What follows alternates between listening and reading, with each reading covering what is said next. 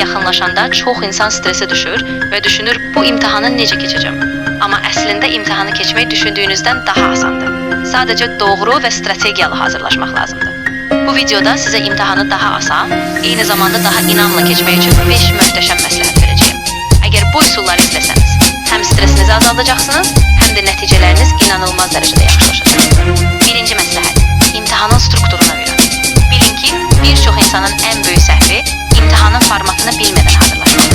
Əvvəlcə imtahanın strukturunu dərindən öyrənin. Neçə bölmə var, neçə sual var, sizə nə qədər vaxt ayrılır. Bu detalları bildikdə nə ilə qarşılaşacağınızı tam aydın bilirsiniz və bu sizi inanılmaz dərəcədə hazırlıqlı edəcək. İkinci məsləhət, ən çox çıxan sualları öyrənin. İmtahanlarda müəyyən suallar və mövzular təkrar olunur. Buna görə köhnə imtahan testlərini tapıb işləmək həyat qurtaran bir taktik ola bilər. Beləliklə, imtahanın hansı mövzulara üstünlük verdiyini öncədən bilirsiniz və daha çox ehtimal olunan suallara fokuslana bilirsiniz. Üçüncü məsləhət, vaxtı düzgün bölün. İmtahan zamanı vaxt sizin ən güclü müttəfiqinizdir. Bəzən insanlar çətin sual üzərində çox vaxt sərf edir, nəticədə asan suallara vaxt çatmır. Ən yaxşı taktika əvvəl asan sualları cavablandırmaqdır. Daha sonra isə qalan vaxtda çətin suallara qayıtmaq. Dördüncü məsləhət, hər gün az-az məşq edin. İmtahana hazırlaşarkən bütün işi son günə saxlamaq böyük riskdir. Hər gün az-az məşq etmək, məsələn gündə 20-30 dəqiqə test və ya mövzu işləmək inanılmaz dərəcədə effekt verir.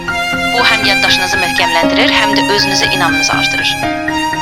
İmtahan günü sakit olun. İmtahan günü ən vacib şey sakit qalmaqdır. Əgər stres edirsinizsə, hətta bildiyiniz sualları da səhv cavablandıra bilərsiniz. Ona görə imtahandan əvvəl yaxşı dincəlin, kifayət qədər yatın və imtahana tam sakit, inamla girin. Unutmayın, özünüzə güvənmək uğurun yarısıdır.